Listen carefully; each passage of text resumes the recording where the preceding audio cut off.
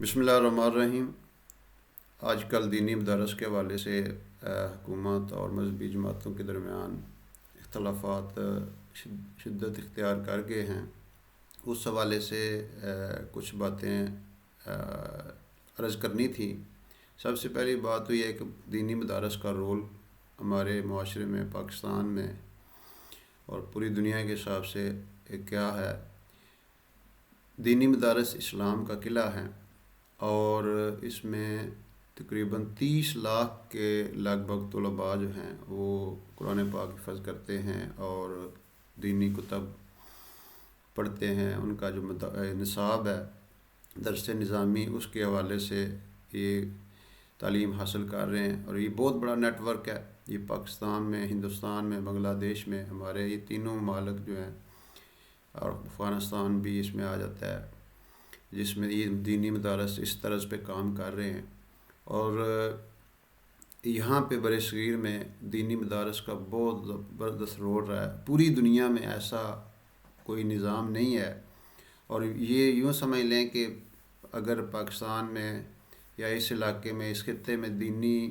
شعور نظر آ رہا ہے تو وہ ان دینی مدارس ہی کی وجہ سے ہے۔ آپ اندازہ لگائیں کہ جب اسپین فتح ہوا تھا، مسلمانوں کی وہاں پہ حکومت 700-800 سال حکومت رہی ہے مسلمانوں کی، تو وہاں پہ آج اسلام کا نام و نشان بھی نہیں ملتا۔ صرف اس کی وجہ یہ ہے کہ وہاں پہ دینی مدارس نہیں ہے، علماء نے وہ کام نہیں ان سے ہو سکا، وہاں پہ ان کی نسل کشی بھی کر دی گئی۔ اور یہاں پہ برِ صغیر میں الحمدللہ جب برطانوی راج جو ہے وہ یہاں پہ آیا 1857 کی جنگ آزادی کے بعد، علماء نے سوچا کہ ہمارا بھی کہیں وہی حال نہ ہو جو ہسپانیہ میں ہوا تھا، مسلمانوں کا نام و نشان مٹا دیا گیا، اسلامی اقدار ختم کر دی گئی۔ تو یہاں پہ مدارس کا سلسلہ شروع ہوا، جہاں مولانا محمد قاسم نانوتوی رحمۃ اللہ علیہ نے یہ مدارس کا جو دارالعلوم دیوبند ہے، جو ہمارے سارے سلیبس میں تمام جو ہے وہ جو مطالعہ پاکستان اور ہسٹری کی بکس ہیں اس میں یہ باقاعدہ سلیبس میں بھی ہے، دارالعلوم دیوبند کی تعلیمی خدمات۔ تو یہ ان کا سلسلہ شروع ہوا، پھر اللہ تعالیٰ نے اس سلسلے کو آگے بڑھاتے گئے۔ اور بھی دینی مدارس، دینی تنظیمات کے تحت آج کل مختلف مدارس اپنا رول پلے کر رہے ہیں، اور اس حوالے سے آپ اندازہ لگائیں کہ ایسا زبردست سسٹم ہے کہ پوری دنیا سے طلباء یہاں پہ دینی تعلیم حاصل کرنے آتے ہیں۔ اور یہ ایک انہوں نے ایسا نظام سیٹ اپ کر دیا ہے کہ ایسا نظام تعلیم ہے کہ پوری دنیا سے لوگ یہاں پہ آتے ہیں اور دین کی تعلیم حاصل کر کے یہاں سے جاتے ہیں۔ اور کوئی ہمارا یہ ہمارا جو رائے کا تبلیغی مرکز ہے، یہاں پہ لوگ آتے ہیں پوری دنیا کے ملکوں سے، اور یہاں پہ دینی محنت سیکھ کے اپنے ممالک میں دین کا کام کرتے ہیں۔ اور یہ ہمارے مدارس جو ہیں یہاں پہ آتے ہیں اور پھر دین کی تعلیم حاصل کر کے پوری دنیا کے اندر یہ اسلام کی شمع کو روشن کیے ہوئے ہیں۔ تو اب مسئلہ یہ ہے رجسٹریشن کے حوالے سے جو اس وقت ایشو بنا ہوا ہے، اس میں جو مدارس کا جو پہلا نظام تھا، جو 1860 کی سوسائٹیز رجسٹریشن ایکٹ، جس کے تحت دینی مدارس جو ہے ان کی رجسٹریشن ہوتی تھی، اور اس میں یہ ایکٹ برطانوی دور میں نافذ ہوا تھا، اور اس کا مقصد تعلیم، سائنس، فنون، ثقافت، فلاح و بہبود، مذہب، خیرات اور دیگر جو غیر تجارتی سرگرمیوں کے لیے آپ تنظیمیں قائم کر سکتے تھے، اجازت تھی۔ اور یہ ایکٹ آج بھی پاکستان میں نافذ ہے، اور اسی کے تحت ساری جو سوسائٹیاں ہیں اور این جی اوز ہیں وہ رجسٹر ہوتی ہیں، اور جتنے بھی فلاحی اور غیر منافع بخش ادارے ہیں وہ اس کے تحت رجسٹر ہوتے ہیں۔ اور اس ایکٹ کے مطابق 7 یا 7 سے زیادہ افراد کسی بھی مشترکہ مقصد کے لیے کوئی تنظیم بنا سکتے ہیں، اور متعلقہ جو ضلع ہے اس کے ڈپٹی کمشنر جو ہے وہ اس میں رجسٹر کروا سکتے ہیں، اور یہ ایک باقاعدہ قانونی حیثیت اختیار کر جاتا ہے وہ ادارہ، اور مقامی حکومتیں جو ہیں ضلعی حکومتوں کے تحت یہ سارا نظام چلایا جاتا ہے۔ اور اس حوالے سے جو موجودہ 2024 میں بل قومی اسمبلی سے پاس ہوا ہے، اس میں بھی یہی بات کہی گئی ہے کہ جو پرانا نظام تھا مدارس کی رجسٹریشن کا اسی کو ہی بحال کیا جائے، اور اس میں وہ رجسٹریشن کے بعد سالانہ آڈٹ رپورٹ جمع کرانی ہوتی ہے، اپنے فنڈز کا بھی وہ ان کا کچھ سلسلہ ہوتا ہے حساب کتاب دینے کا۔ اس کے علاوہ یہ بھی اس میں بنیادی بات شامل کی گئی ہے کہ مذہبی ادارے جو ہیں، جو دینی مدارس ہیں خاص طور پر، وہ مذہبی منافرت پہ اور فرقہ واریت پہ اور شدت پسندی پہ بنیاد جو اپنی تعلیم نہیں دے سکیں گے، یہ اس میں باقاعدہ حصہ ہے۔ اب جو 2024 میں جو بل پاس ہوا قومی اسمبلی سے اور پھر سینٹ سے بھی پاس ہوا، اور پھر آگے جو اس پہ دستخط نہیں ہوئے، وہ ایشو بنا ہوا ہے۔ اب بنیاد اس میں یہ ہے کہ چونکہ ساری دنیا یہ سمجھتی ہے، سارا باطل یہ سمجھتا ہے کہ یہ جو مدارس ہیں یہی اسلام کا قلعہ ہے، یہی سے جتنی بھی تحریکیں ہیں وہ اٹھتی ہیں، وہ یہیں سے اٹھتی ہیں، اور یہی سے لوگ ان کے لیے اب یہ جو افغانستان کا مسئلہ ہے اس میں بھی ان کا خیال یہ ہے کہ وہاں کے جو لوگ لیڈ کر رہے ہیں، کمانڈ کر رہے ہیں، وہ سارے دینی مدارس، پاکستان کے دینی مدارس کے پڑھے ہوئے ہیں۔ تو اس حوالے سے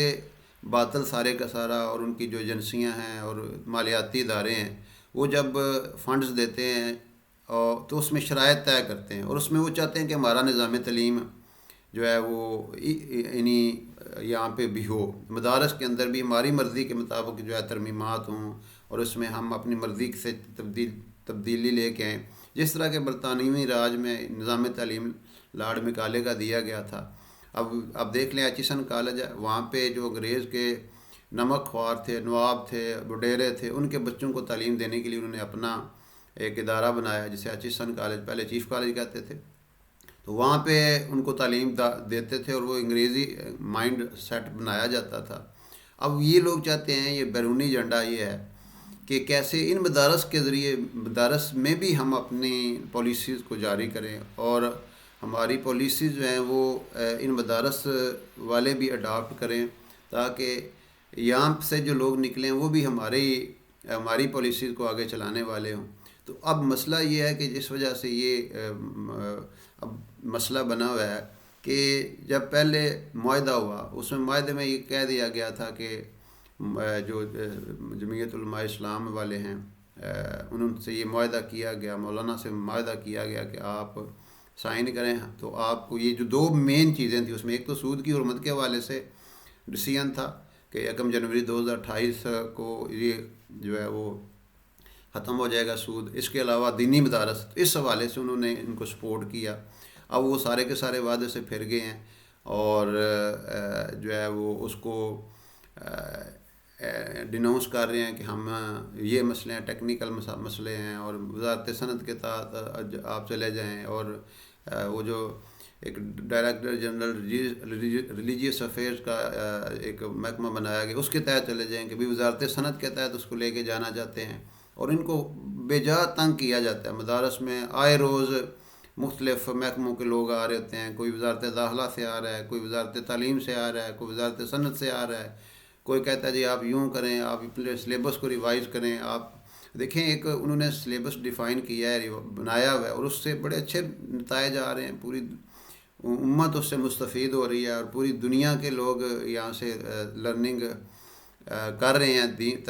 دینی تعلیم حاصل کر کے اس کا فائدہ پورے معاشرے کو ہو رہا ہے۔ تو یا تو آپ جب آپ اپنے اداروں کو پرائیویٹ کر رہے ہیں، اپنی تعلیمی اداروں کو، اور ان کو آپ اپنے کو جو ہے نا وہ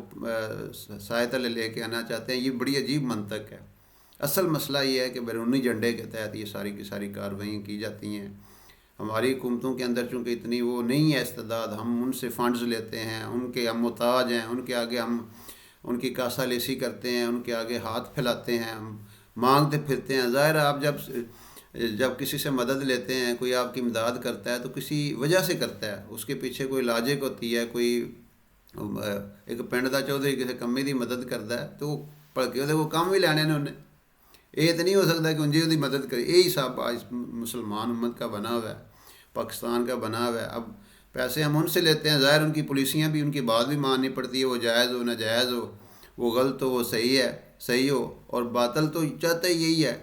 کہ ان کے سارے نظام تعلیم جو خاص طور پہ دینی نظام تعلیم ہے، پہلا نظام تعلیم تو پہلے ہی ان کے قبضے میں ہے، وہ تو ایسا سارے کا سارا سسٹم بن رہا ہے جس کے تحت وہ سارے کا سارا چل رہا ہے۔ اس وجہ سے یہ ساری کی ساری جو تبدیلیاں ہیں یہ کی جا رہی ہیں، اور اس میں اس وقت ضرورت اس بات کی ہے کہ سارے علماء آپس میں متحد رہیں، اور خاص طور پہ جو ایک سازش یہ بھی ان کی ہوتی ہے کہ ان کو علماء کو آپس میں لڑایا جائے، ان میں اختلاف پیدا کیا جائے، ایک عالم کو یا ایک طبقے کو حکومتی مدد دے کر اس کو دوسرے طبقات کے خلاف کھڑا کیا جائے، اور یہ آپس میں لڑ کے، جس طرح انگریز کا نظام رہا ہے ڈیوائڈ اینڈ رول، اب یہ یہاں پہ بھی ہو رہا ہے، ان کو گروپس میں تقسیم کیا جا رہا ہے، مختلف علماء کو اپنے حکومتی فورم پہ بلایا جاتا ہے۔ دوسری طرف اب جب آپ نے ایک معاہدہ کی، اس وقت آپ کو یہ رکھنا چاہیے تھا ذہن میں کہ یہ مسائل آ سکتے ہیں، پہلے ہی ان کو اس وقت تو سوڑ سی بڑی لو جی جو جان دے اسی تہاڈی ہر گل مننا دے تسی سانوں ووٹ پاؤ بس۔ اب جب وہ ان کو ہوش آئی ہے، ان کے بیرونی جو آقا ہیں وہ ان کو گائیڈ کر رہے ہیں، اب وہ کہتے ہیں جی یہ مسئلہ ہے، یہ ٹیکنیکل پرابلمز ہے، یوں ہو جائے گا، کل ہو جائے گا، پرسوں ہو جائے گا۔ تو یہ بینگ اے مسلم، ہم سارے مسلمان الحمدللہ، ہمیں اپنے اسلام کو فوقیت دینی ہے، اللہ رسول کو فوقیت دینا ہے۔ وہ کہتے ہیں نا کہ اگر ساری دنیا کو آپ نے ناراض کر لیا اللہ کو راضی کرنے کے لیے، اللہ آپ کی ان سے صلح کرا سکتے ہیں، لیکن اگر اللہ کو ناراض کر کے ساری دنیا کو بھی راضی کر لیا تو وہ سارے مل کر اللہ سے صلح نہیں کرا سکتے۔ اور اللہ تعالیٰ کی جو فرما برداری ہے وہ ضروری ہے، مخلوق کی جو ہے وہ ضروری نہیں ہے۔ اللہ تعالیٰ کی اطاعت میں مخلوق کی فرما برداری جو ہے وہ جائز نہیں ہے۔ تو اس لیے ہماری یہ دعا ہے کہ اللہ تعالیٰ کرے ہم سارے کے سارے مسلمان، جو اوپر والے ہیں، نیچے والے ہیں، حکومت والے ہیں، دوسری مذہبی جماعتیں والے، ہم ان سے یہی درخواست کرتے ہیں کہ وہ آپس میں اچھے انداز سے ان مسائل کو حل کریں۔ پہلے ہی بڑے مسائل ہیں، رفٹ ہے، تنازعات ہیں، پورا یعنی پاکستان جو ہے پوری امت بلکہ مسائل کے اندر گری ہوئی ہے۔ تو مسلمانوں کو اور خاص طور پاکستان کو تو ساری دنیا کو لیڈ کرنا چاہیے، اور ان کے جو دوسرے ممالک کے مسلمان ہیں ان کے مسائل کو بھی سامنے رکھنا چاہیے، بجائے اس کے کہ ہم اس کو سامنے رکھ کر ہی اپنے ذاتی مسائل کو سامنے رکھ کے امت کے سارے مسائل کو بھول جائیں۔